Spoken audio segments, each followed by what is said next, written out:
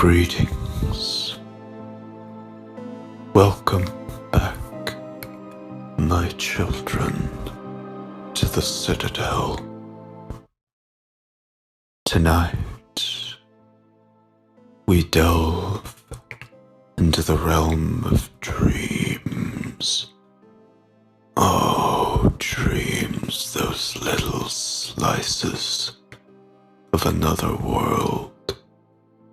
Upon a black taste of death that is sleep. Tonight, we learn that there may be truth,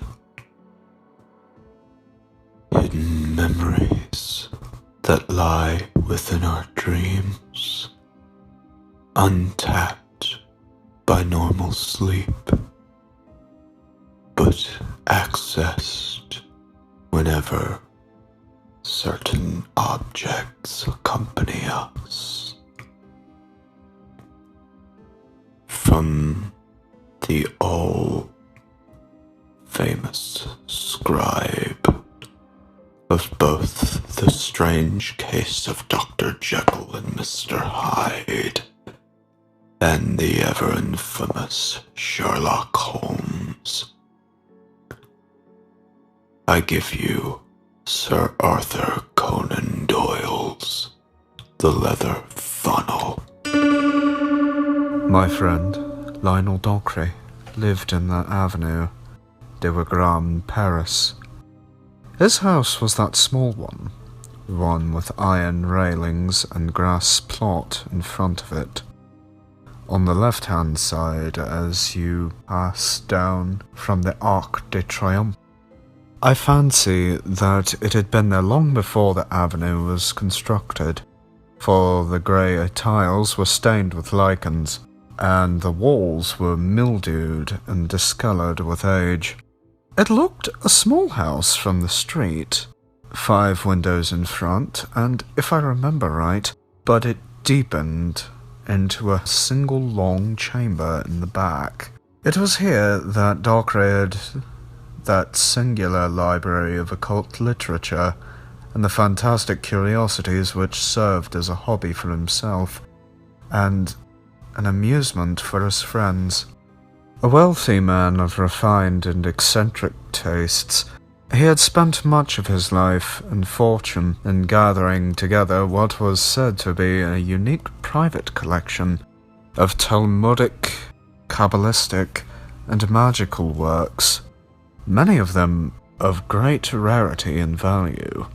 His tastes leaned toward the marvellous and the monstrous, and I have heard that his experiments in the direction of the unknown have passed all the bounds of civilization and of decorum. To his English friends he never alluded to such matters, and took to the tone of the student and the virtuoso, but a Frenchman whose tastes were of the same nature has assured me that the worst excesses of the Black Mass have been perpetuated in that large and lofty hall, which is lined with the shelves of his books and the cases of his museum. Dockery's appearance was enough to show that his deep interest in these psychic matters were intellectual rather than spiritual. There was no trace of asceticism upon his heavy face, but there was much mental force in his huge, dome-like skull, which curved upward from amongst his thickening locks. Like a snow peak above his fringe of fir trees, his knowledge was greater than his wisdom, and his powers were far superior to his character. The small, bright eyes, buried deeply in his fleshy face, twinkled with intelligence and an unabated curiosity of life. But they were the eyes of a sensualist and an egotist. Enough of the man, for he is dead now, poor devil. dead at the very time he had made sure that he had at least discovered the elixir of life. It is not with his complex character that I have to deal, but with a very strange and inexplicable incident which had its rise in my visit to him in the early spring of the year 82. I had known Dockery in England, for my researches in the Assyrian Room of the British Museum had been conducted at the same time when he was endeavouring to establish a mystic and esoteric meaning in the Babylonian tablets, and this community of interests had brought us together. Chance remarks had led to a daily conversation, and that to something verging upon friendship. I had promised him that on my next visit to Paris I would call upon him. At the time, I was able to fulfill my compact, as I was living in a cottage at Fontainebleau, and as the evening trains were inconvenient, he asked me to spend the night in his house. "I have only that one spare couch," said he, pointing to a broad sofa in his large salon. "I hope that you will manage to be comfortable here." It was a singular bedroom, with its high walls of brown volumes, but there could be no more agreeable furniture to a bookworm like myself, and there is no scent so pleasant to my nostrils as that of a faint, subtle reek which comes from an ancient book. I assured him that I could desire no more charming chamber and no more congenial surroundings. "If the fittings are neither convenient nor conventional, they are at least costly," said he, looking around at his shelves. "I have expended nearly $250,000 of money upon these objects which surround you. Books, weapons, gems, carvings, tapestries, images.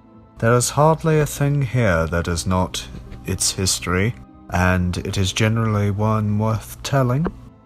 He was seated as he spoke on one side of the open fireplace, and I on the other. His reading table was on his right, and the strong lamp above it ringed with a very vivid circle of golden light. A half-rolled palimpsest lay in the centre, and around it were many quaint articles of bric-a-brac. One of these was a large funnel, such as used for filling wine casks. It appeared to be made of black wood, and to be rimmed with a discoloured brass. "That is a curious thing," I remarked. "What is the history of that?" "Ah," said he, "it is the very question which I have had occasion to ask myself. I would give a good deal to know. Take it on your hands and examine it." I did so, and found that what I had imagined to be wood was in reality leather, though age had dried it into an extreme hardness. It was a large funnel, and might hold a quart when full. The brass rim encircled the wide end, but the narrow was also tipped with metal. "What do you make of it?" asked Dockery. "I should imagine that it belonged to some vintner or maltster in the Middle Ages," said I. "I have seen in England leather-drinking flagons of the 17th century, blackjacks as they were called, which were of the same colour and hardness as this filler. I dare say the date would be about the same," said Dockery. "And no doubt also it was used for filling a vessel with liquid. If my suspicions are correct, however, it was a queer vintner who used it, and a very singular cask which was filled. Do you observe nothing strange about the spout end of the funnel?" As I held it to the light, I observed that, at a spot some 5 inches above the brass tip of the narrow neck of the leather funnel, was all haggled and scored, as if someone had notched it round with a blunt knife. Only at that point Was there any roughening of a dead black surface? Someone has tried to cut off the neck. Would you call it a cut? It is torn and lacerated. It must have taken some strength to leave these marks on such tough material. Whatever the instrument may have been. But what do you think of it? I can tell you know more than you say. Doctor smiled, and his little eyes twinkled with knowledge. Have you included the psychology of dreams among your studies? He asked. I did not even know there was such a psychology. My dear sir, that shelf above the gem case is filled with volumes from Albertus Magnus onward, which deal with no other subject. It is a science in and of itself. A science of charlatans. The charlatan is always the pioneer. From the astrologer came the astronomer, from the alchemist, the chemist, from the mesmerist, the experimental psychologist. The quack of yesterday is the professor of tomorrow. Even such subtle and elusive things as dreams will in time be reduced to system and order. When that time comes, the researches of our friends on the bookshelf yonder will no longer be the amusement of the mystic, but the foundations of science. Supposing that is so, what has the science of dreams to do with a large black brass-rimmed funnel? I will tell you. You know that I have an agent who is always on the lookout for rarities and curiosities for my collection. Some days ago, he heard of a dealer upon one of the quais who had acquired some old rubbish found in a cupboard in an ancient house at the back of the Rue Mathrin, in the Quartier Inn, Latin.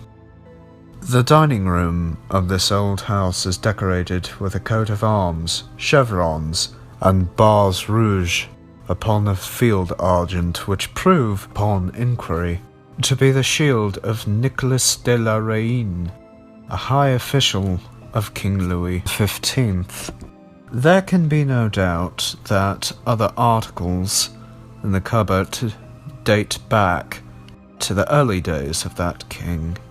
The inference is, therefore, that they were all the property of this Nicolas de la Reine, who was, I understand, the gentleman especially concerned with the maintenance and execution of the draconic laws of that epoch. What, then? I would ask now to take the funnel into your hands once more, and examine the upper brass rim. Can you make out any lettering upon it? There were certainly some scratches upon it, almost obliterated by time. The general effect was of several letters, and the last of which bore some resemblance to a B. You make it a B? Yes, I do. So do I. In fact, I have no doubt whatever that is a B. But the nobleman you mentioned would have had an R for his initial. Exactly.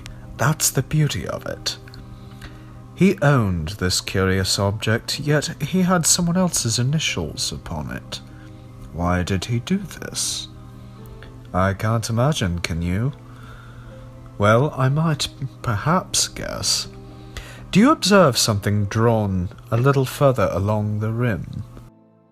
I should say it's a crown. It is undoubtedly a crown.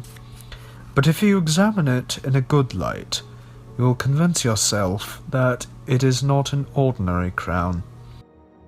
It's a heraldic crown, a badge of rank, and it consists of an alteration of 4 pearls and a strawberry leaves, the proper badge of a marquis.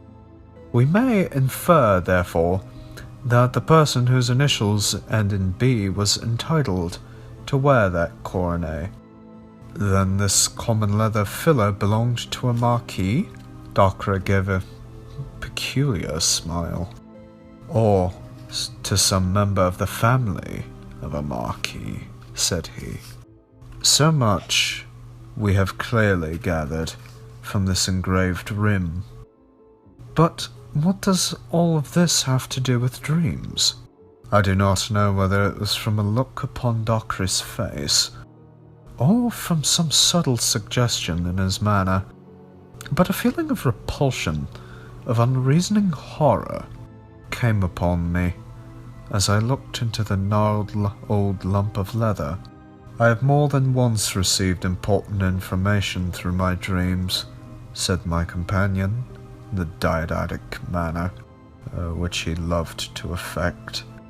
I make it a rule now, when I am in doubt upon any material point, to place the article in question beside me as I sleep, and to hope for some enlightenment. The process does not appear to me to be very obscure, though it has not yet received the blessing of orthodox science. According to my theory, any object which has been intimately associated with any supreme paroxysm of human emotion, whether it be joy or pain, will retain a certain atmosphere or association which it is capable of communicating to a sensitive mind. By a sensitive mind, I do not mean an abnormal one, but such a trained and educated mind as you or I possess. You mean, for example, that if I slept behind that old sword on the wall, I might dream of some bloody incident in which that very sword took part? An excellent example, for, as a matter of fact, that sword was used in that fashion by me, and I saw it in my sleep, the death of its owner, who perished in a brisk skirmish, which I have been unable to identify, but which occurred at the time of the Wars of the Frondists. If you think of it, some of our popular observances show that the fact has already been recognized by our ancestors, though we, in our wisdom, have classed it among superstitions. For example, the placing of the bride's cake beneath the pillow in order that the sleeper may have pleasant dreams. That is one of several instances which you will find set forth in a small brochure which I am myself writing upon the subject. But to come back to the point, I slept one night with this funnel beside me, and I had a dream, which certainly throws a curious light upon its use and origin. What did you dream? I dreamed. He paused, and an intent look of interest came over his massive face. By Jove, that's well thought of, said he. This really will be an exceedingly interesting experiment. You yourself are a psychic subject, with nerves which respond readily to any impression. I have never been tested myself in that direction. Then we should test you tonight. Might I ask you, as a great favor, when you occupy that couch tonight, to sleep with this old funnel placed by the side of your pillow? The request seemed to me a grotesque one, but I have myself, in my complex nature, a hunger after all which is bizarre and fantastic. I had not the faintest belief in Dockery's theory, nor any hopes for success in such an experiment, yet it amused me that the experiment should be made. Dockery, with great gravity, drew a small strand to the head of my settee and placed the funnel upon it. Then, after a short conversation, he wished me good night and left me. I sat for some little time smoking by the smouldering fire, and turning over in my mind the curious incident which had occurred, and the strange experience which might lie before me. Skeptical as I was, there was something impressive in the assurance of Dockery's manner, and my extraordinary surroundings. The huge room with the strange and often sinister objects which were hung around it, struck solemnity in my soul. Finally I undressed, and turning out the lamp, I lay down. After a long tossing, I fell asleep. Let me try to describe as accurately as I can the scene which came to me in my dreams. It stands out now in my memory more clearly than anything I have ever seen with my waking eyes. There was a room which bore the appearance of a vault. 4 spandrels from the corners ran up to join a sharp, cup-shaped roof. The architecture was rough but very strong, and it was evidently part of a great building. 3 men in black, with curious top-heavy black velvet hats, sat in a line upon a red carpeted dais. Their faces were very solemn and sad. On the left stood 2 long-gowned men with portfolios in their hands, which seemed to be stuffed with papers. Upon the right, looking toward me, was a small woman with blonde hair and singular, light blue eyes, the eyes of a child. She was past her first youth, but could not yet be called middle-aged. Her figure was inclined to stoutness, and her bearing was proud and confident. Her face was pale but serene. It was a curious face, comely and yet feline, with a subtle suggestion of cruelty about the straight, strong little mouth and chubby jaw. She was draped in some sort of loose white gown. Beside her stood a thin, eager priest who whispered in her ear, and continually raised a crucifix before her eyes. She turned her head and looked fixedly past the crucifix at the 3 men in black who were, I felt, her judges. As I gazed, the 3 men stood up and said something, but I could distinguish no words, though I was aware that it was the central one who was speaking. They then swept out of the room, followed by the 2 men with papers. At the same instant, several rough-looking fellows in the jerkins came bustling in and removed first the red carpet and then the boards which formed the dais, so as to completely clear the room. When this screen with wooden rollers at each end and a winch handle to regulate its length, another was a wooden horse. There were several other curious objects, and a number of swinging cords which played over pulleys. It was not unlike a modern gymnasium. When the room had been cleared, there appeared a new figure upon the scene. This was a tall, thin person, in black, with a gaunt and austere face. The aspect of the man made me shudder. His clothes were all shining with grease and mottled with stains. He bore himself with a slow and impressive dignity, as if he took command of all things from the instant of his entrance. In spite of his rude appearance and sordid dress, it was now his business, his room, his to command. He carried a coil of light ropes over his left forearm. The lady looked him up and down with a searching glance, but her expression was unchanged. It was confident, even defiant. But it was very different with the priest. His face was ghastly white, and I saw the moisture glisten and run on his high, sloping forehead. He threw up his hands in prayer, and he stooped continually to mutter frantic words in the lady's ear.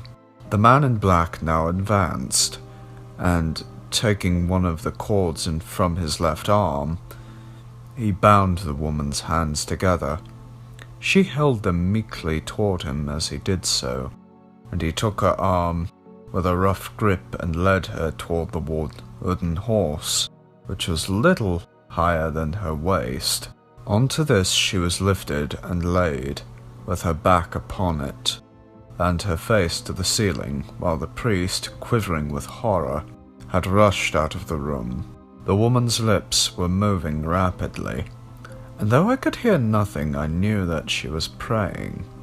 Her feet hung down on either side of the horse, and I saw that the rough varlets in attendance had fastened cords to her ankles and secured the other ends to iron rings in the stone floor. My heart sank within me as I saw these ominous preparations, and yet I was held by the fascination of horror, and I could not take my eyes away from the strange spectacle. A man had entered the room with a bucket of water in either hand. Another followed with a third bucket. They were laid beside the wooden horse.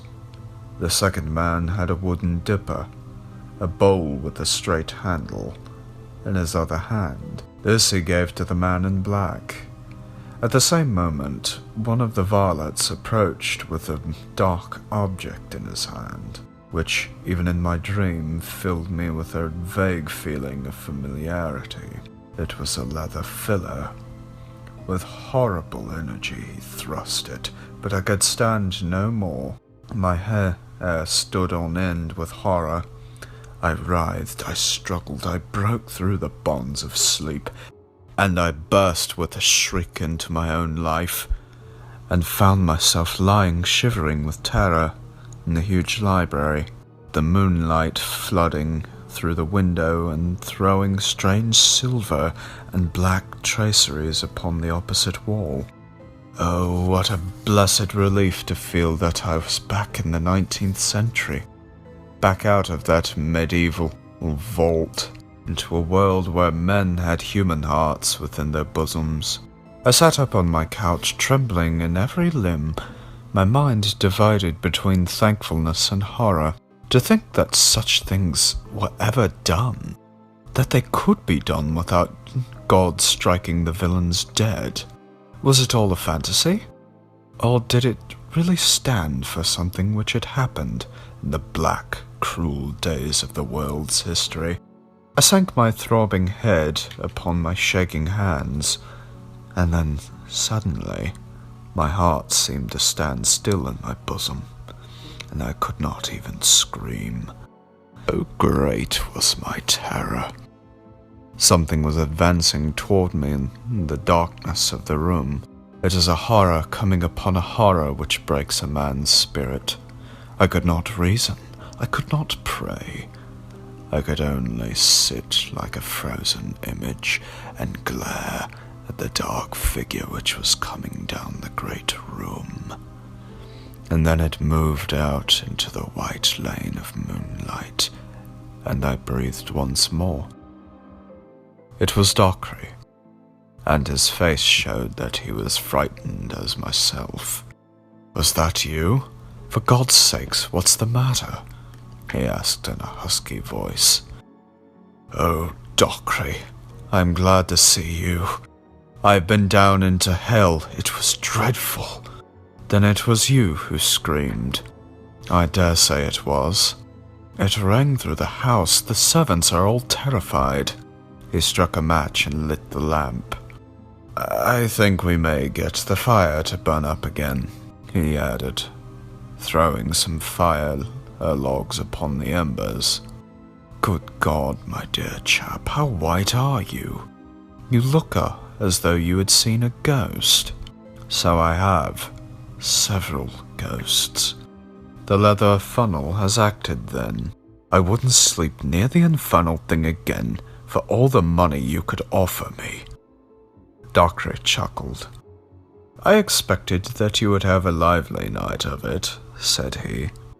"You took it out of me in return, for that scream of yours wasn't a very pleasant sound at 2 a.m. I suppose from what you say you have seen the whole dreadful business." "What dreadful business?" "The torture of the water, the extraordinary question, as it was called in the genial days of Leroy Soleil. Did you stand it out to the end? No, thank God. I awoke before it really began. Ah, it is just as well for you. I held out to the third bucket. Well, it is an old story. And they are all in their graves now anyway. So what does it matter now how they got there? I suppose that you have no idea what it is that you would have seen. The torture of some criminal? She must have been a terrible malefactor indeed if her crimes are in proportion to her penalty.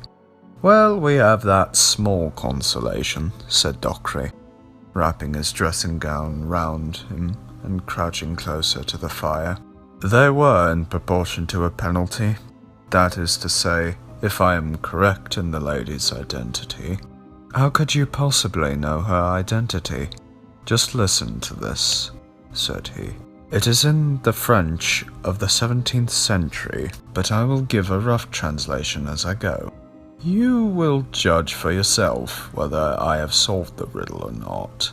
The prisoner was brought before the Grand Chambers and Tournelles of Parliament, sitting as a court of justice, charged with the murder of Master Drew of Debray, her father, and two of her brothers, M.M. Debray, one being civil lieutenant, and the other a councillor of Parliament. In person, it seemed hard to believe that she had really done such wicked deeds, for indeed she was a mild appearance, and of short stature, with a fair hair skin and blue eyes.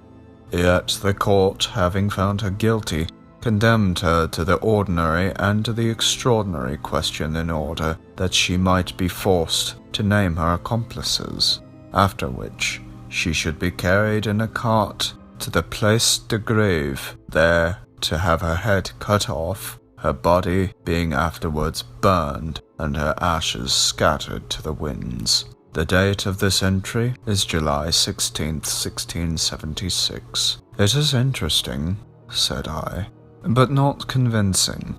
How do you prove the two women to be the same? I am coming to that.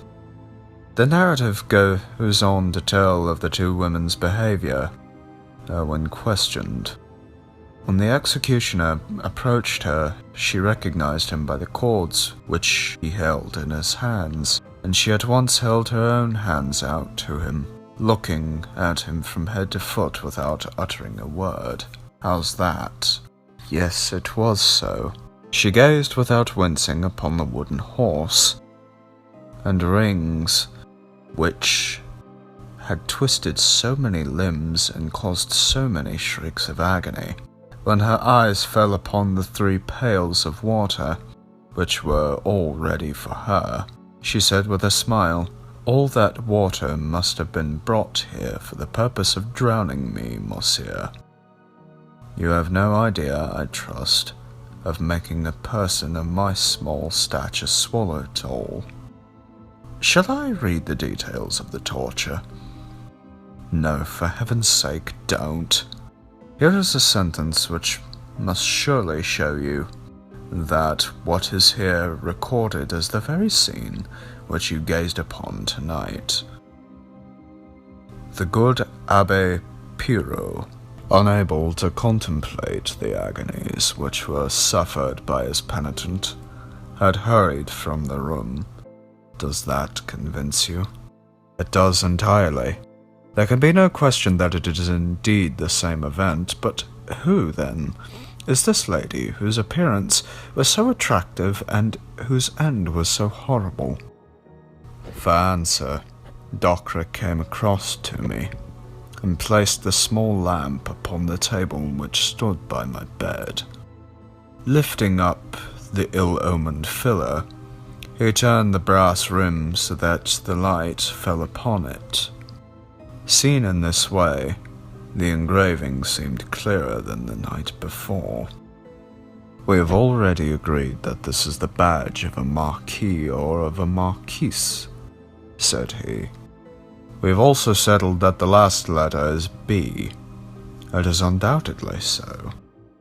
I now suggest to you that the other letters from left to right are M, M, a small d, a small d, and then the final b. Yes, I am sure that you are right. I can make out the two small d's quite plainly. What I have read to you tonight, said Dockery, is the official record of the trial of Marie Madeleine d'Aubray, Marquise de Brinvilliers, one of the most famous prisoners and murderers of all time. I sat in silence, overwhelmed at the extraordinary nature of the incident, and at the completeness of proof with which Dockery had exposed its real meaning. In a vague way, I remembered some details of the woman's career, her unbridled debauchery, the cold-blooded and protracted torture of her sick father, the murder of her brothers for motives of petty gain. I recollected also that the bravery of her end had done something to atone for the horror of her life, and that all Paris had sympathized with her last moments, and blessed her as a martyr within a few days of the time when they had cursed her as a murderess. One objection, and one only, occurred to my mind. How came her initials and her badge of rank upon the filler? Surely they did not carry their medieval homage to the nobility to the point of decorating instruments of torture with their titles. I was puzzled with the same point, said Dockery, but it admits of a simple explanation. The case excited extraordinary interest at the time, and nothing more natural than that of La Reynie, the head of the police, should retain his filler as a grim souvenir. It was not often that a Marchioness of France underwent the extraordinary question. That he should engrave her initials upon it for the information of others was surely a very ordinary proceeding upon his part. And this? I asked, pointing to the marks upon the leather neck. She was a cruel tigress, said Dockery, as he turned away. I think it is evident that, like other tigresses, her teeth were both strong and sharp. And that, my children, was The Leather Funnel by Sir Arthur Conan Doyle. Thank you for joining me once again in the Citadel. If you would like to support us further, go to www.psychotoxin.com, where we're always storing all kinds of deliciously macabre artifacts and tomes, such as Masks of Death, penned by yours truly, the Unholy Corpse Child. Until next time, my beloved maggots and larvae.